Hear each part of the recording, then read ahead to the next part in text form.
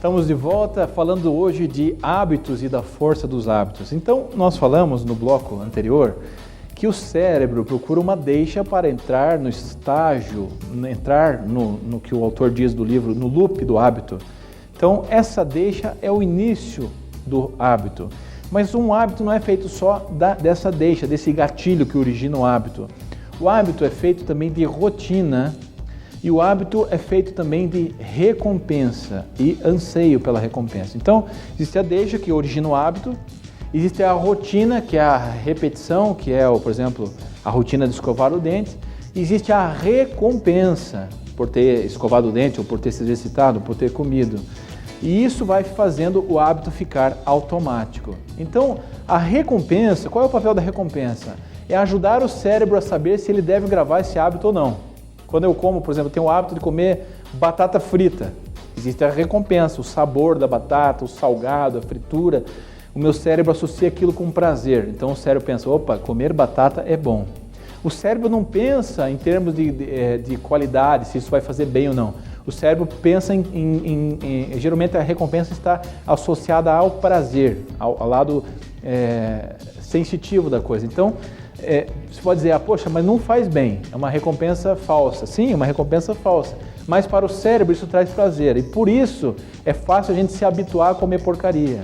E por isso redes de fast food, seja ela qual marca, qual for, ela tem uma aparência igual de loja. Não é só por padronização, é para te criar um hábito de comer naquele lugar. Quando você entra e está sempre igual, o teu cérebro ele é o gatilho. Se entra uma loja que é igual a outra, o teu cérebro, opa, aqui é gostoso, aqui eu já tive, e você tem vontade de comer aquilo. E entra no loop do hábito e começa a comer. Então essa recompensa serve para saber se deve gravar ou não gravar o hábito. A rotina é a repetição e existe o anseio. O que é o anseio?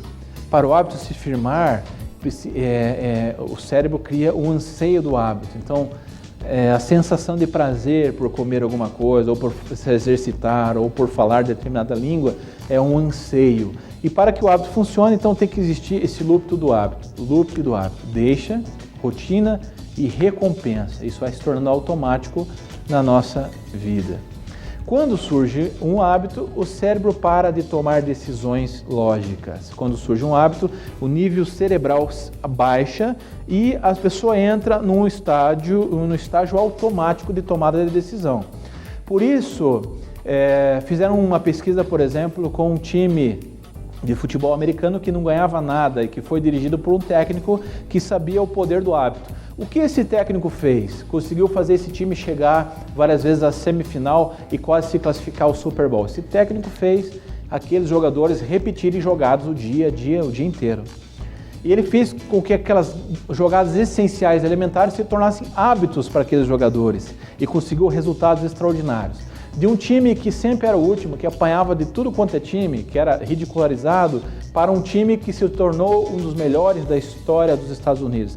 O que esse técnico, com os mesmos jogadores, isso é importante dizer, o que esse técnico descobriu é a força do hábito. Quando a gente repete, Bernardinho da seleção brasileira, por exemplo, quando ele treinava incansavelmente com os jogadores da seleção, às vezes treinando em dia de folga, treinando no estacionamento, quando faltava quadra, ele narra no seu livro, Transformando o Suor em Ouro, o que Bernardinho estava fazendo? Criando hábito. E quando a gente cria hábito da excelência, automaticamente numa situação de risco e de conflito, esses hábitos aparecem. Mas além de todo esse loop do hábito, existe a necessidade de se acreditar. O autor fala o seguinte, para um hábito funcionar, para um hábito ser colocado em prática positivamente, a pessoa precisa acreditar. E esse é o poder de livros de autoajuda, grupos de autoajuda, que fazem as pessoas acreditar. Para um hábito funcionar, um hábito positivo, a pessoa precisa ter fé. E o autor diz, não precisa ser necessariamente uma fé no Criador, mas uma fé que a coisa vai funcionar. Porque se não existir essa fé, acontece o que aconteceu com aquele time. Ele ia super bem, mas num momento decisivo, as pessoas ficavam tão em estágio de alerta, que elas pensavam, não posso errar, que o cérebro desligava o hábito e eles perdiam o jogo. Foi exatamente isso que aconteceu com o time. Então, quando a gente está em estado de alerta, por exemplo, vai bater um pênalti, você já treinou muito aquele pênalti, aprendeu e sabe bater uma falta, um pênalti, Você está no hábito. Se você não tem fé, que você sabe fazer o pênalti, que você é bom naquilo, teu cérebro vai desligar o hábito e vai te deixar focado no pênalti e você provavelmente vai errar o pênalti, porque se sente nervoso com a decisão. Então, parece bom, mas nem tudo é tão bom quanto parece. O cérebro não sabe a diferença entre hábitos bons e entre hábitos ruins. E se a gente descuidar, um hábito ruim pode voltar imediatamente. Por isso que é tão difícil emagrecer e você continuar magro, porque é uma transformação de hábito. Existe o velho hábito. O velho hábito, ele não desaparece, ele apenas é substituído. Os hábitos são tão poderosos na nossa vida que muitas vezes fazem o cérebro se apegar a eles e justificar esses hábitos. Todo hábito, ele é tão forte que às vezes o cérebro começa a criar razões para a gente ter esse hábito, seja ele qual for. Tomo banho uma vez por semana. O cérebro começa a criar uma justificativa para isso. É tão forte que é o hábito.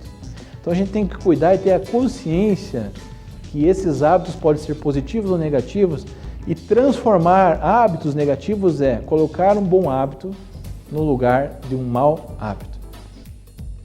Por que o AA é poderoso, né? Alcoólicos Anônimos. Esse pesquisador desse livro descobriu que é poderoso porque faz as pessoas acreditarem, faz uma substituição de hábito.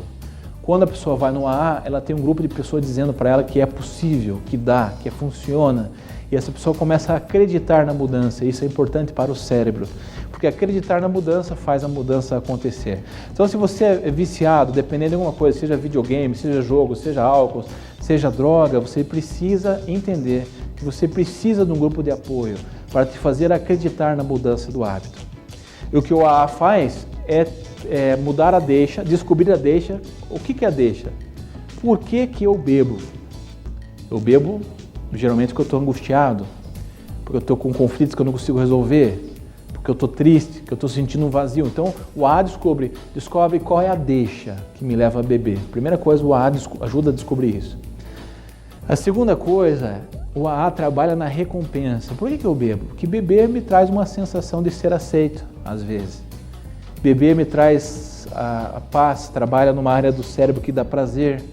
Então, o AA descobre a recompensa que a bebida traz para cada um. E o AA trabalha nas rotinas, mudando as rotinas de quem bebe. Então, geralmente existe uma rotina da bebida, existe uma associação para beber. A deixa para beber pode ser um local, pode ser uma pessoa, pode ser um acontecimento, pode ser um fato. Então, sabendo dessas coisas, o AA ajuda a transformar hábitos.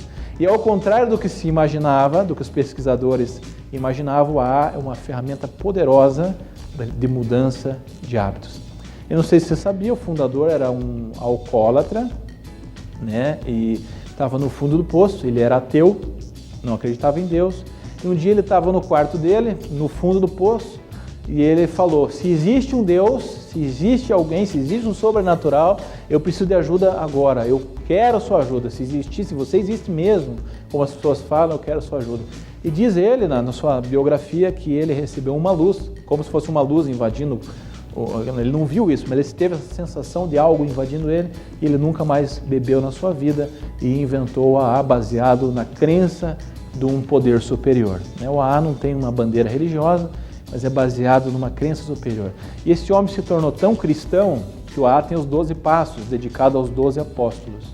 E hoje está espalhado, é uma organização que não tem uma liderança, não está ligada a entidade nenhuma, e está espalhado em todo o globo. Uma poderosa ferramenta de mudança de hábitos. E você vai entender, já no terceiro bloco, por que e como as empresas de marketing, de propaganda, de publicidade usam o poder do hábito para fazer você consumir mais, para criar hábitos e criar necessidade nas pessoas que aparentemente a gente não tinha. Um desses hábitos que até 1900 as pessoas não tinham era escovar o dente. Você vai descobrir como um publicitário, usando o poder do hábito, fez com que as pessoas começassem a escovar o dente e a precisar do hábito de escovar o dente. Até já.